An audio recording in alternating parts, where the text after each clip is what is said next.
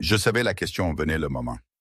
Victoria Hayes est entrée dans mon cubicule à 17h27. Ses talons claquaient contre le sol comme un compte à rebours. Et quand elle s'est arrêtée devant mon bureau, je pouvais sentir mon cœur battre dans ma gorge. « Pourquoi tu ne veux pas sortir avec moi ?» a-t-elle demandé, ses bras croisés, sa voix assez perçante pour couper du verre. J'ai gelé avec ma main sur ma maillette. Pendant 4 ans, j'avais travaillé chez Horizon Capital sans que personne me pose des questions personnelles. Pendant 4 ans, j'avais construit des murs si hauts que personne ne pouvait voir par-dessus. Mais Victoria Hayes n'était pas comme tout le monde. Elle avait 32 ans, brillantée. Et elle était devenue notre PDG il y a 6 mois, après avoir redressé 3 entreprises en faillite avant la nôtre. Les gens chuchotaient qu'elle était impitoyable, qu'elle n'acceptait jamais un non comme réponse, qu'elle pouvait lire les gens comme des livres, et maintenant elle me lisait. « Je ne comprends pas ce que tu demandes », j'ai dit, même si je comprenais parfaitement. Elle a fait un pas plus proche. « Je t'ai invité à prendre un café 3 fois. Tu as dit non à chaque fois. Je t'ai invité à dîner le mois dernier. Tu as dit que tu étais occupé. J'ai suggéré que nous prenions un verre après la réunion trimestrielle. Tu es parti avant que je finisse la phrase. » Ses yeux cherchaient mon visage comme si elle cherchait des indices. La plupart des gens seraient flattés. La plupart des gens me donneraient au moins une vraie raison pourquoi ils ne sont pas intéressés. Mais tu souris juste et tu t'éloignes comme si je n'étais même pas là. Ma bouche se sentait sèche. Je voulais lui dire la vérité. Mais la vérité était trop grande, trop lourde, trop compliquée pour tenir dans une réponse simple. Ce n'est pas personnel, j'ai réussi à dire. Je ne sors juste pas avec des gens du travail. C'est une règle que j'ai. Victoria a ri, mais ce n'était pas un son joyeux. Une règle. Tu as une règle. Elle a secoué sa tête. Sais-tu ce que j'ai remarqué à ton sujet? Tu pars chaque jour à exactement 17h30, pas 17h25, pas 17h35, exactement 17h30, comme si quelqu'un avait réglé une alarme. Tu ne restes jamais pour les dîners d'équipe. Tu ne te joins jamais à nous pour les célébrations d'anniversaire. Tu as refusé 3 promotions en 4 ans. Des promotions qui auraient doublé ton salaire. Qui fait ça? Je me sentais piégé. Les murs de mon cubicule se sentaient soudainement trop petits, comme s'ils se refermaient autour de moi. J'aime ma vie telle qu'elle est, j'ai dit doucement. Certaines personnes n'ont pas besoin de plus d'argent ou d'un plus grand titre pour être heureuses. Elle m'a regardé fixement pendant un long moment, et je pouvais voir quelque chose changer dans son expression. Ce n'était plus de la colère. C'était de la curiosité mélangée avec quelque chose qui ressemblait presque à de l'inquiétude. « Salle de conférence maintenant », a-t-elle dit. « Nous allons avoir cette conversation que tu le veuilles ou non. » Je l'ai suivie dans le couloir, passant devant des collègues qui levaient les yeux de leur bureau avec des visages intéressés. Tout le monde savait que Victoria me poursuivait. Tout le monde attendait de voir ce qui se passerait. La salle de conférence était vide et silencieuse. Elle a fermé la porte derrière nous et s'est tournée pour me faire face. « Je n'essaie pas de te mettre mal à l'aise », a-t-elle dit, sa voix plus douce maintenant. Mais quelque chose ne s'additionne pas. Tes évaluations de performance sont parfaites. Tes clients t'aiment. Tu es le meilleur analyste que nous ayons, mais tu agis comme si ce travail est juste quelque chose que tu fais pendant que tu attends que ta vraie vie commence. Alors, je te demande encore, qu'est-ce qui se passe? Je me suis assis dans une des chaises et j'ai frotté mon visage avec les 2 mains. J'ai pratiqué cette conversation dans ma tête 100 fois, espérant toujours que je n'aurais jamais à la voir. « Il y a quelqu'un », j'ai dit finalement. Les mots se sentaient étranges sortant de ma bouche. « Il y a quelqu'un d'important pour moi, et c'est pourquoi je ne peux pas rester tard. C'est pourquoi je pars à 17h30. C'est pourquoi je ne peux pas sortir avec toi ou qui que ce soit d'autre. » Victoria s'est assise en face de moi pour la première fois depuis qu'elle était arrivée à Horizon. Elle semblait réellement surprise. « Tu es en couple », a-t-elle dit lentement. « Pourquoi n'as-tu pas juste dit ça depuis le début? » C'est compliqué, j'ai dit, plus compliqué que tu ne peux imaginer. Elle s'est penchée en avant, ses coudes sur la table. Et c'est moi. Je suis assez bonne avec le compliqué, mais j'ai secoué ma tête. Certaines choses ne pouvaient pas être expliquées dans une salle de conférence après les heures de travail. Certaines choses exigeaient du contexte et du temps et de la confiance que l'on n'était pas prêt à donner. Je dois partir, j'ai dit, me levant. Je vais être en retard. Victoria s'est levée aussi, bloquant mon chemin vers la porte. En retard pourquoi? Un rendez-vous? Un dîner? Qu'est-ce qui est si important que tu ne peux pas épargner 10 minutes de plus? Tout, j'ai dit, et je le pensais avec chaque cellule de mon corps. Ce pourquoi je suis en retard est tout ce qui compte. J'ai passé devant elle et suis sorti de la salle de conférence. Mes collègues étaient tous rentrés à la maison maintenant. Le bureau était silencieux sauf pour le bourdonnement des ordinateurs et de la climatisation. J'ai attrapé ma mallette de mon cubicule et me suis dirigé vers l'ascenseur. Quand les portes se sont ouvertes, Victoria était là, ayant pris les escaliers. « Je vais comprendre ça », a-t-elle dit alors que j'entrais. « Quoi que tu caches, je vais le comprendre. » Les portes de l'ascenseur se sont fermées entre nous et je me suis penché contre le mur, respirant fort. Elle le comprendrait éventuellement. Les gens comme Victoria Hayes le faisaient toujours. J'espérais juste que j'aurais plus de temps avant que ça n'arrive. La circulation était légère, ce qui signifiait que je suis arrivé à l'hôpital Général Mercy en 20 minutes, au lieu des 23 habituels. Je me suis garé à ma place, la même que j'utilisais depuis 4 ans, et j'ai traversé l'entrée principale. Le gardien de sécurité, Marcus, m'a fait un signe de tête sans demander d'identification. La réceptionniste Linda a souri et a dit qu'elle avait passé une bonne journée aujourd'hui. Je n'ai pas demandé comment elle savait. Après 4 ans de venir ici chaque soir, le personnel en savait plus sur mon emploi du temps que moi. J'ai pris l'ascenseur jusqu'au 4e étage et j'ai marché dans le couloir avec les murs vert pâle et les lumières fluorescentes qui bourdonnaient doucement au-dessus. La chambre 418 était au bout où le soleil de l'après-midi passait à travers les fenêtres et rendait tout plus doux, plus chaud, moins comme un hôpital et plus comme un endroit où les gens vivaient réellement. J'ai poussé la porte et suis entré. Emma était là, couchée dans le lit où elle était couchée depuis 4 ans. Sa poitrine se levait et s'abaissait avec le rythme régulier du ventilateur. Ses cheveux auburn étaient étalés sur l'oreiller, plus longs maintenant qu'elle ne les avait jamais portés quand elle était éveillée. J'avais appris à la brosser comme elle aimait, appris à la tresser les jours où les infirmières disaient que ça pourrait être plus confortable. C'était ma vie maintenant.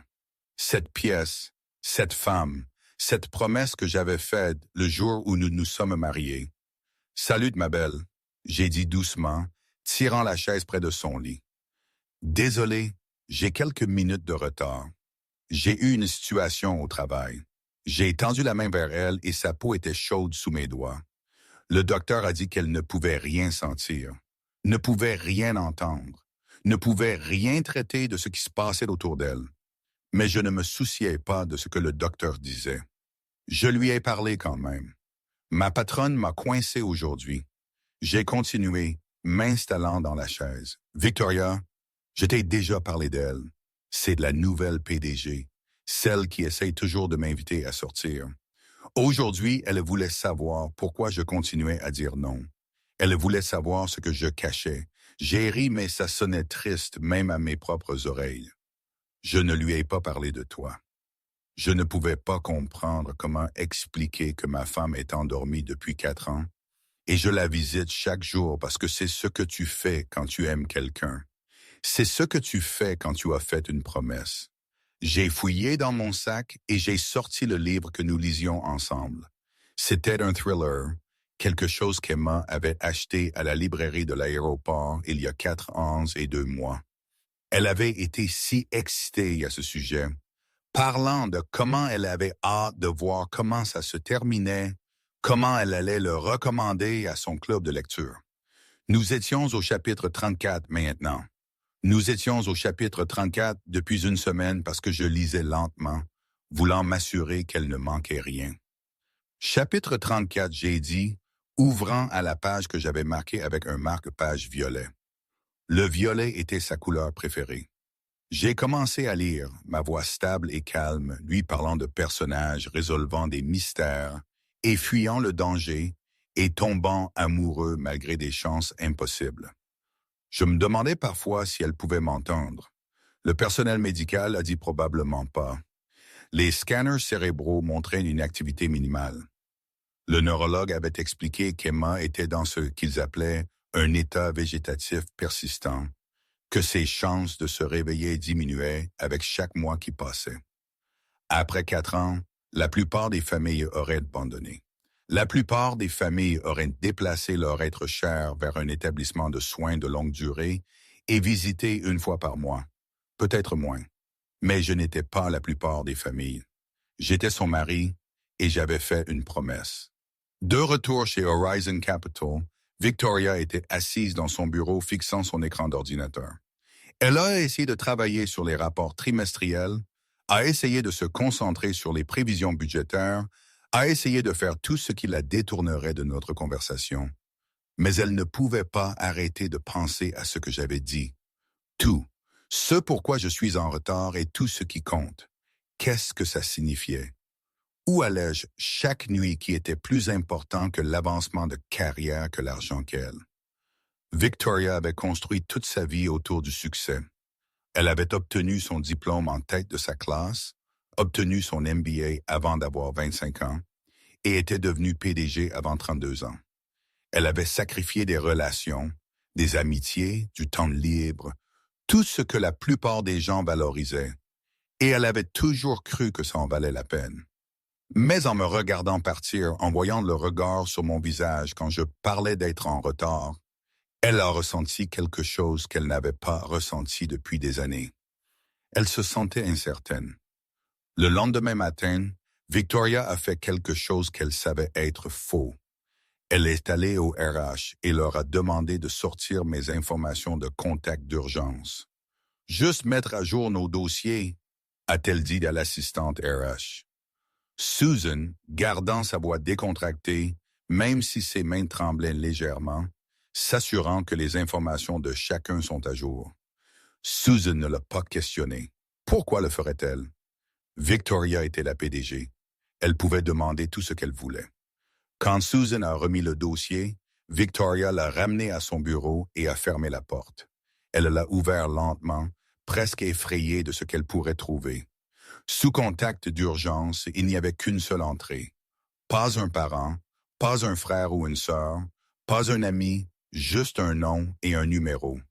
Hôpital Général Mercy, unité de soins neurologiques, chambre 418. Victoria a fixé cette seule ligne pendant longtemps. Son café est devenu froid sur son bureau. Son téléphone a sonné 2 fois et elle l'a ignoré. Elle est juste restée assise là, regardant ses mots, essayant de comprendre ce qu'ils signifiaient. Finalement, elle a fermé le dossier et a ouvert son ordinateur portable. Elle a tapé unité de soins neurologiques de l'Hôpital Général Mercy dans la barre de recherche et a attendu que la page se charge. Le site web de l'hôpital est apparu, montrant des photos de couloirs silencieux et de chambres confortables. Mais ce sont les mots en dessous qui lui ont serré la poitrine. Soins spécialisés pour les patients souffrant de lésions cérébrales traumatiques, de coma et d'état d'inconscience à long terme. Quand le rétablissement prend du temps, nous sommes là à chaque étape du chemin. Victoria a lu chaque page de ce site web. Elle a appris leur programme, leur taux de succès, leur philosophie de ne jamais abandonner les patients, même quand l'espoir semblait impossible. Elle a lu des histoires de familles qui visitaient quotidiennement, qui croyaient encore que leurs êtres chers pouvaient les entendre, qui refusaient de lâcher prise. Et lentement, soigneusement, les pièces ont commencé à se mettre en place. J'avais quelqu'un à cet hôpital, quelqu'un dans l'unité de soins neurologiques, quelqu'un que je visitais chaque soir sans faute, quelqu'un qui me faisait quitter le travail à exactement 17h30, quelqu'un qui me faisait refuser des promotions et des rendez-vous, et tout le reste qui pourrait interférer avec mon emploi du temps. Victoria a fermé son ordinateur portable et a mis sa tête dans ses mains. Elle avait passé 6 mois à essayer d'attirer mon attention. 6 mois à se demander pourquoi je continuais à la refuser. 6 mois à penser que peut-être il y avait quelque chose de mal avec elle. Mais il n'y avait rien de mal avec elle. J'étais juste déjà pris par quelqu'un qui avait besoin de moi plus que quiconque ne pourrait jamais. Victoria ne pouvait pas dormir cette nuit-là. Elle était couchée dans son lit fixant le plafond, pensant à moi assis dans une chambre d'hôpital quelque part, visitant quelqu'un qui ne pouvait probablement même pas savoir que j'étais là. Elle a pensé aux 4 ans que j'avais passé à faire ce trajet, aux 4 ans où j'avais abandonné des promotions et des opportunités et tout genre de vie sociale. La plupart des gens auraient avancé maintenant. La plupart des gens auraient trouvé un moyen de lâcher prise, de construire une nouvelle vie, d'arrêter de porter le poids de la tragédie de quelqu'un d'autre. Mais je n'avais pas avancé.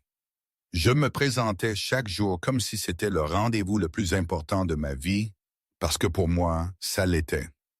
Vendredi après-midi, l'entreprise a tenu son événement mensuel de team building dans un bar du centre-ville.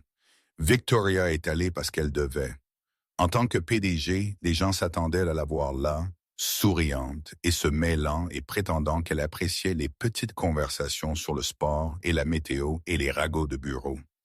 Elle se tenait près du bar avec un verre de vin qu'elle ne buvait pas réellement, écoutant les conversations qui se déroulaient autour d'elle. C'est là qu'elle a entendu mon nom. 5 $ dit qu'il a une famille secrète. Quelqu'un de la comptabilité a dit assez fort pour que la moitié de la pièce puisse entendre. Pas moyen que quelqu'un reste si privé pendant 4 ans sans cacher quelque chose de grand. Une autre voix s'est jointe.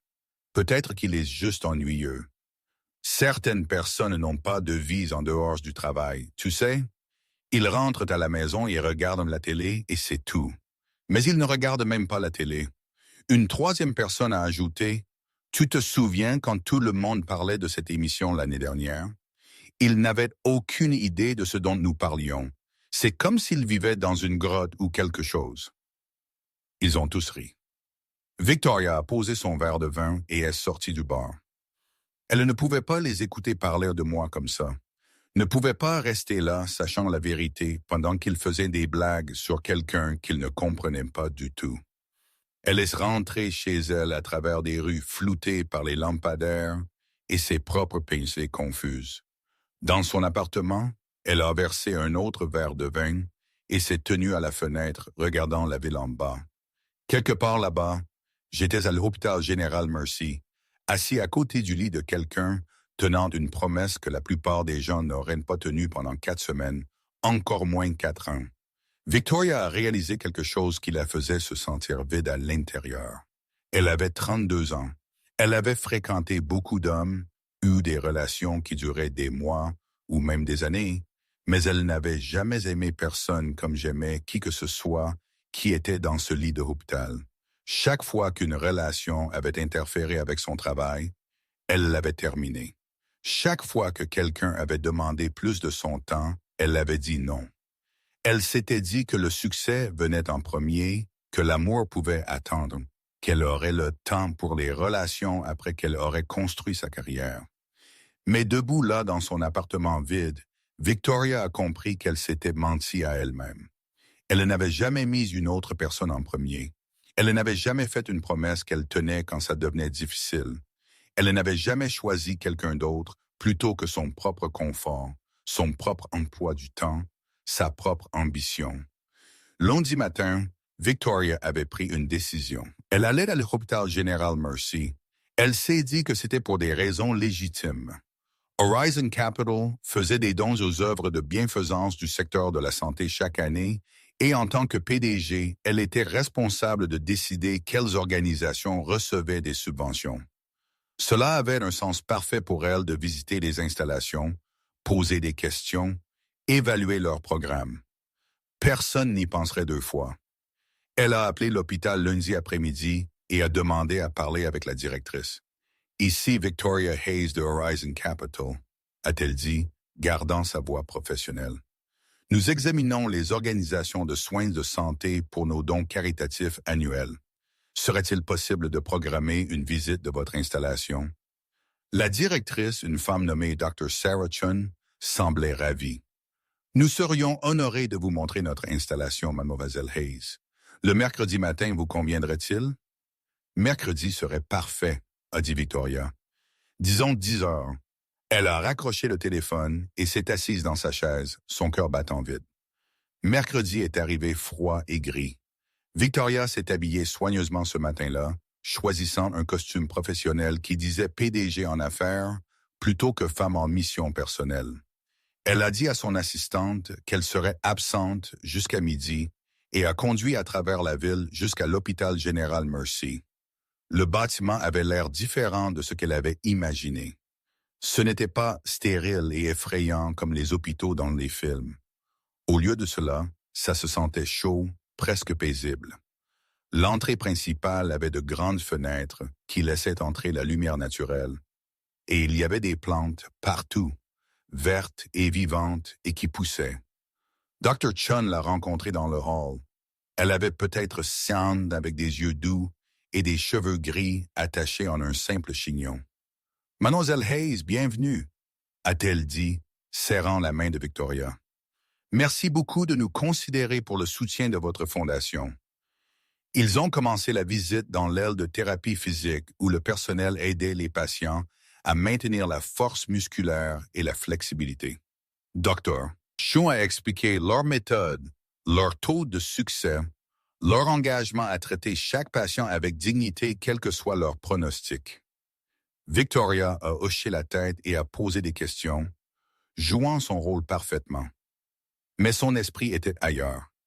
Elle savait qu'ils se rapprochaient des chambres des patients à chaque pas. Ils ont traversé le centre de soutien familial où les êtres chers pouvaient trouver des conseils et des ressources. Ils ont vu le jardin commémoratif où les gens pouvaient s'asseoir et penser et respirer. Nos résidents sont ici parce que quelqu'un a refusé de les abandonner, a expliqué le Dr. Chen. Chaque personne dans ce bâtiment a au moins une personne qui croit qu'ils valent la peine d'être combattus. C'est ce qui rend notre travail significatif. Finalement, ils ont tourné dans un long couloir. Un panneau sur le mur disait « Aisle Est ». La lumière de l'après-midi filtrait à travers les fenêtres à l'extrémité lointaine, faisant tout briller doux et doré. Et puis Victoria a vu la chambre 418. À travers la fenêtre, j'étais assis à côté d'un lit d'hôpital. Une femme y était couchée complètement immobile, sauf pour la montée et la descente de sa poitrine.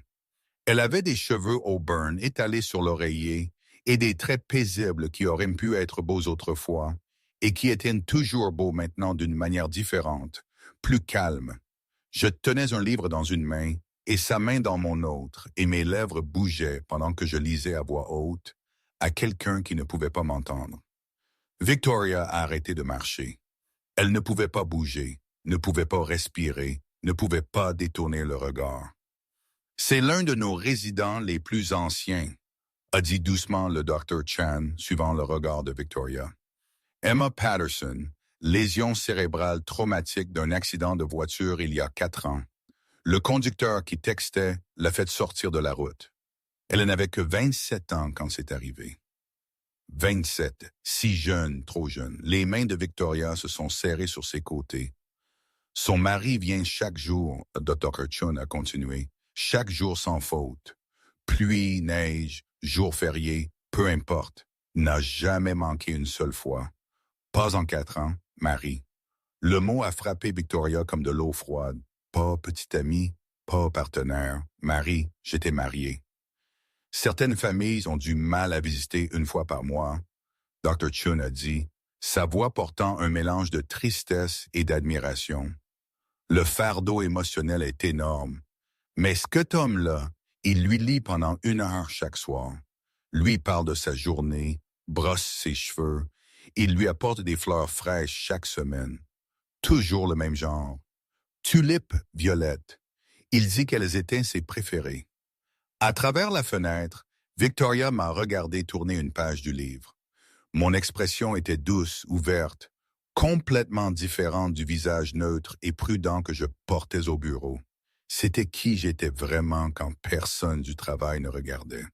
C'était l'homme sous tous les murs que j'avais construits. Répond-elle du tout?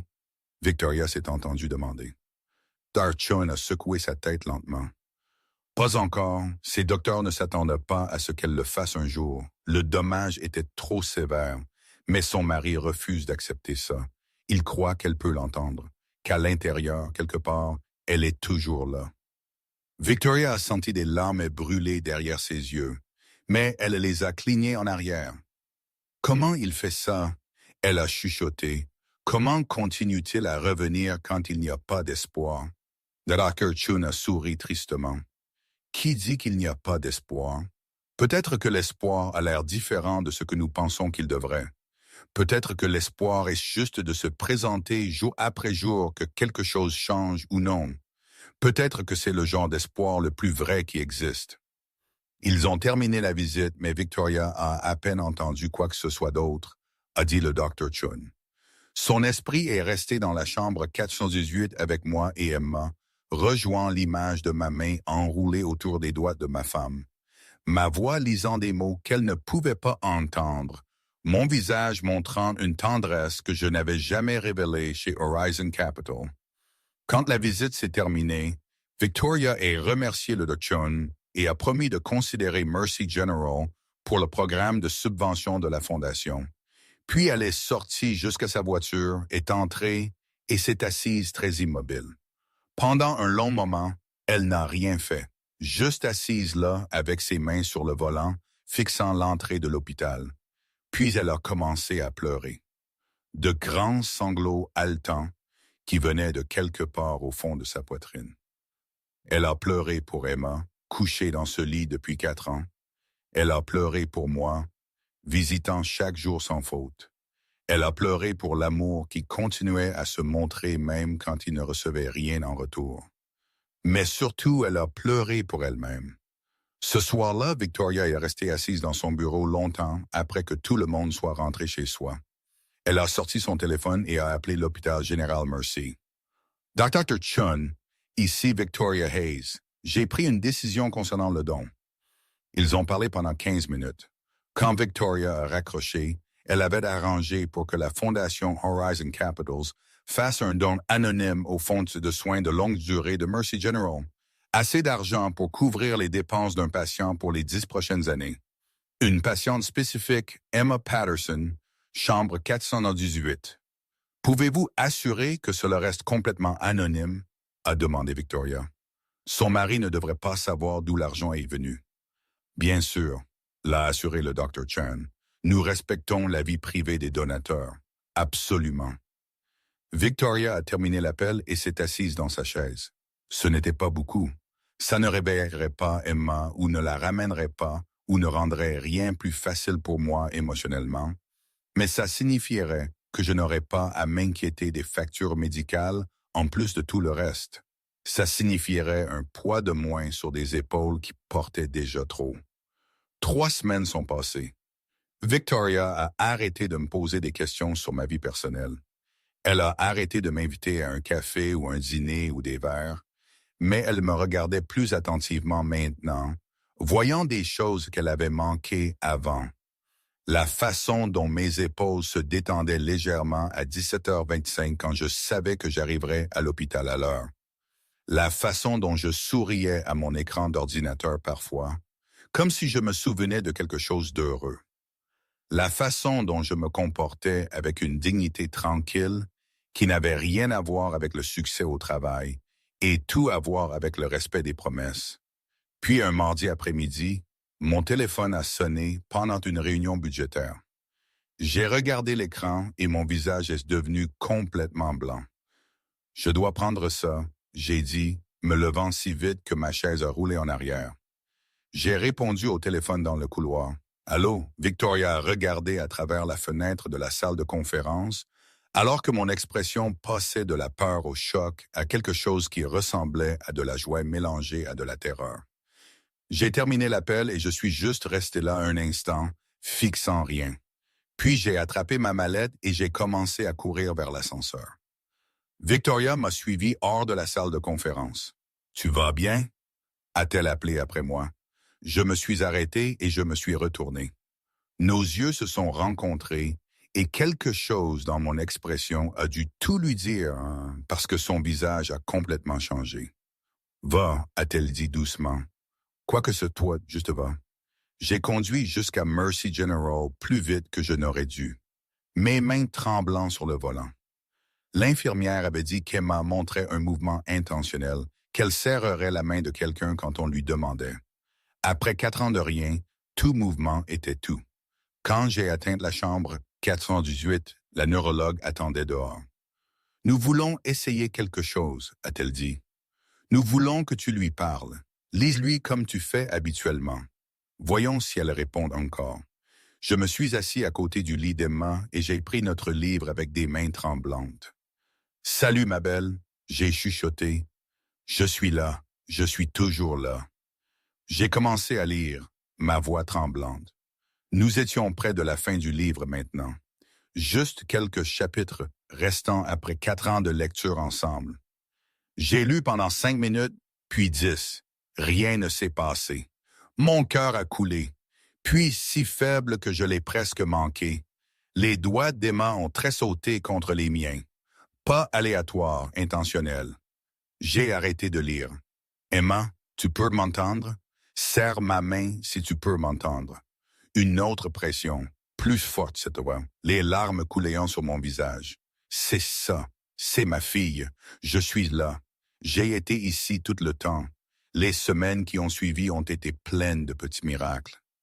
Les yeux d'Emma se sont ouverts pendant quelques secondes. Ses doigts bougeaient plus délibérément. Elle a commencé à faire des sons qui n'étaient pas tout à fait des mots, mais qui n'étaient pas aléatoires non plus. Le docteur a dit que son rétablissement serait imprévisible, que les lésions cérébrales comme les siennes ne suivaient pas les modèles de genoux. Elle pourrait tout récupérer ou elle pourrait récupérer très peu. Il n'y avait aucun moyen de savoir sauf d'attendre et de travailler et d'espérer. J'ai pris 2 semaines de congé du travail et Victoria l'a approuvé immédiatement sans question. Quand je suis revenu, tout se sentait différent. Je partais toujours à 17h30, mais maintenant je partais avec un réel espoir au lieu de juste une foi têtue. Un après-midi, en examinant des rapports ensemble, Victoria a dit doucement « Quelque chose a changé. » J'ai levé les yeux vers elle. Nous avons tellement dansé autour pendant des mois maintenant. Toutes ces choses non dites suspendues entre nous. Emma a répondu, j'ai dit. Pour la première fois en 4 ans, elle a serré ma main, puis ses yeux se sont ouverts. Les docteurs ne savent pas combien elle récupérera, mais c'est quelque chose. La main de Victoria a volé à sa bouche. C'est incroyable. Ça l'est. J'ai acquiescé. Après 4 ans de rien, c'est tout. Je suis si heureuse pour toi, a dit Victoria, et je pouvais voir qu'elle le pensait, mais je pouvais aussi voir quelque chose d'autre dans ses yeux. Quelque chose qui ressemblait à de la tristesse mélangée au bonheur. Des mois sont passés. Le rétablissement d'Emma était lent mais stable. Elle a commencé à rester éveillée pendant des périodes plus longues. Elle a commencé à me reconnaître, bien que ses souvenirs fussent brouillés et confus. Le docteur a dit que son cerveau se recablait lui-même, créant de nouvelles voies autour des zones endommagées. Ça prendrait des années peut-être, mais elle revenait. Un soir, 6 mois après cette première pression, Emma est parlée en phrases complètes pour la première fois. Ses mots étaient lents et prudents, mais ils étaient là. « Il y a quelqu'un d'autre », a-t-elle dit, ses yeux sur mon visage. Je peux le dire. Quelqu'un qui t'a aidé à traverser ça. J'ai commencé à le nier, mais Emma a serré ma main. Ne me manque pas. Je peux le voir dans tes yeux. Tu as l'air différent, plus doux en quelque sorte. Quelqu'un t'a appris comment laisser les gens entrer à nouveau. J'ai pensé à Victoria, à la façon dont elle avait protégé mon temps, compris mes choix, donné de l'argent qu'elle pensait que je ne saurais jamais. Oui, j'ai admis, s'il y avait quelqu'un. Ma patronne, en fait, elle a vu ce que je faisais et elle l'a compris. Emma est sourit, son visage encore pâle mais vivant d'une manière qu'il n'avait pas été en 4 ans. Je veux la rencontrer quand je serai mieux, quand je pourrai avoir une vraie conversation. Je veux la remercier. Emma, je ne suis pas jalouse, Wanley, a-t-elle dit doucement. Tu as tenu ta promesse envers moi. Tu n'as jamais abandonné. Mais j'étais parti pendant 4 ans et tu avais besoin de quelqu'un. Je suis reconnaissante qu'elle était là. 1 an après cette première pression, Emma est rentrée à la maison. Elle avait encore besoin de thérapie et d'exercice. Elle se fatiguait encore facilement et avait du mal avec certains souvenirs. Mais elle était à la maison, elle était éveillée, elle était de retour. Et un soir, elle m'a demandé encore à propos de Victoria. Invite-la à dîner. Je veux rencontrer la femme qui t'a vu quand tout le monde te regardait juste passer. Je ne voulais pas, se sentait compliqué et désordonné. Mais Emma a insisté. Et je n'avais jamais été bon à lui refuser quoi que ce soit. Alors j'ai demandé à Victoria de dîner chez nous. Elle a essayé de refuser, mais je lui ai dit que c'était la demande d'Emma. Elle ne pouvait pas dire non à ça. Le dîner était maladroit au début. 3 personnes dansant autour de tout ce qui s'était passé. Tout ce qui avait presque arrivé. Tout ce qui ne pouvait pas arriver maintenant. Mais Emma avait une façon de traverser la maladresse. « Merci », a-t-elle dit à Victoria au-dessus du dessert. Pour l'avoir vue, pour avoir protégé son temps, pour avoir compris ce que la plupart des gens ne pouvaient pas. Les yeux de Victoria se sont remplis de larmes. Il l'a rendu facile. La façon dont il t'aimait, la façon dont il a tenu sa promesse, ça a changé comment je vois tout. Emma a tendu la main à travers la table et a pris la main de Victoria. L'amour n'est pas quelque chose qui s'épuise quand tu le donnes à plus d'une personne. Tu as aidé mon mari à survivre aux années les plus difficiles de sa vie. Ça signifie que tu es de notre famille maintenant. Ce dîner est devenu des dîners mensuels, puis des réunions café hebdomadaires. Victoria et Emma sont devenus de véritables amis. Et lentement, soigneusement, avec la bénédiction et l'encouragement d'Emma, quelque chose de plus profond a commencé à grandir entre Victoria et moi. Ça a pris des années. Des années d'Emma se rétablissant pleinement. De reconstruction de notre mariage. De s'assurer que notre fondation était solide. Mais finalement, Emma nous a fait asseoir tous les deux et a dit les mots qui ont rendu tout possible. Vous deux vous aimez. Je le vois et je ne suis pas menacé par ça parce que je sais que vous m'aimez tous les deux aussi. L'amour ne divise pas, il grandit. Nous sommes devenus 3 au lieu de 2. Victoria a emménagé 2 ans après qu'Emma soit rentrée à la maison. Et d'une manière ou d'une autre, ça a marché. Nous avions tous des rôles, tous de l'espace, tous de l'amour. Parce que certaines promesses ne se terminent pas quand elles deviennent difficiles. Et le véritable amour reconnaît que prendre soin d'une personne ne réduit pas ta capacité à prendre soin d'une autre. Ça prouve juste que tu sais ce que l'amour signifie réellement.